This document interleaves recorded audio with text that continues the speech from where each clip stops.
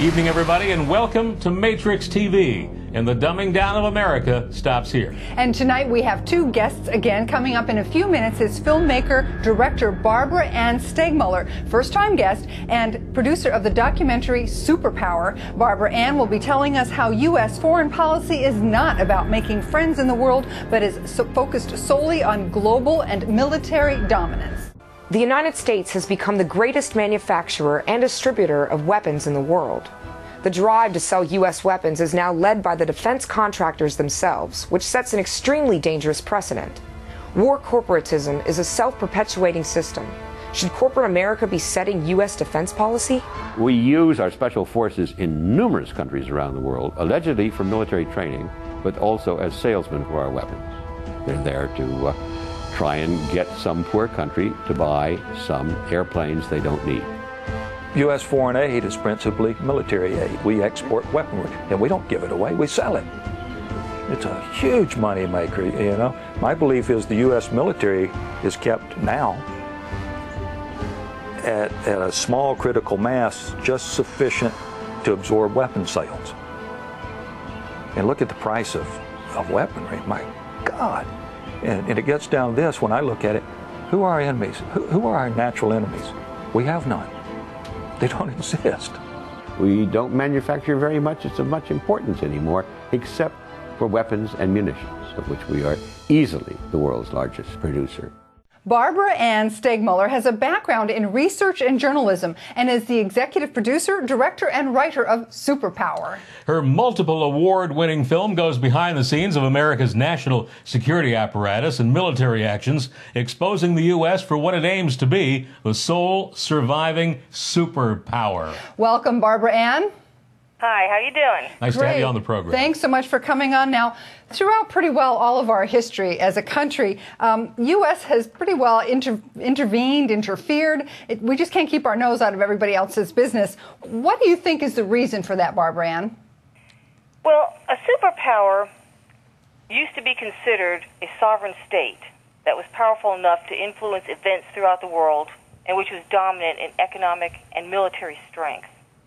And with Europe in shambles, the United States emerged from the ruins of World War II with its industrial base still intact. We didn't really have any fighting on our country, in our land.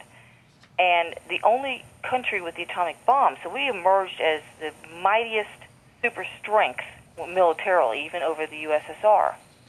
Immediately after World War II, the United States began influencing and intervening, as you said, in foreign governments. And this is accomplished through several venues. After establishing zones of occupation in Germany at the Potsdam Agreement, the Cold War began.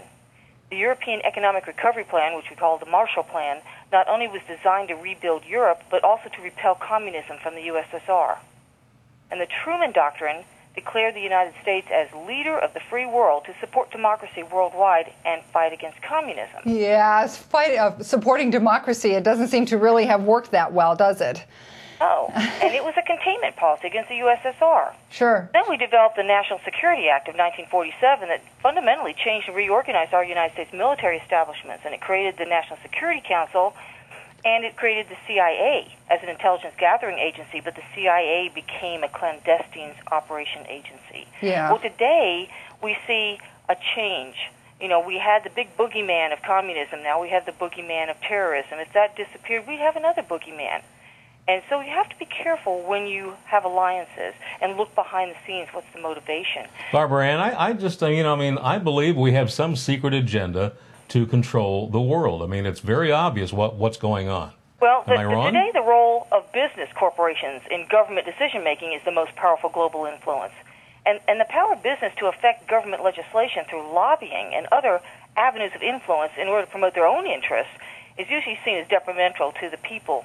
And if this is a substantial military corporate collaboration, it's often called militarism or war corporatism, or the military industrial complex that President Eisenhower warned against in his farewell address. Right. Yeah, you put that on there a couple of times in the film, and I think it's a good thing for people to pay attention to, because it seems that we are dominated completely by this military industrial complex. Now, this film was done before President Obama took office. Do you see any hope with his being in office that we might have a little different direction? Well, the film wasn't aimed at one particular administration. It spanned from 1945 to the current time. And you see a lot of problems, whether it was Democrat or Republican. I wasn't trying to target any one party. It's just a general atmosphere. If people aren't kept abreast of what's going on and don't question the government and make them accountable, if there's no transparency in their government leaders, then you have a problem. And none of this seems to really make Americans any safer. Is there any indication you've seen that that might be the case? Well, the thing is, you can make anything seem a fearful problem. If you instill that fear in the American public, many people will not question why. They just want somebody to take care of it for them. And that's when unscrupulous people can get into power and take over and manipulate it. There can be hidden agendas that they have, corporate concerns, financial back ends. So it's not that we're necessarily more safe or less safe, but what do we do with the information we have? That's where the change has to be. Barbara Ann, we got to get to a break here.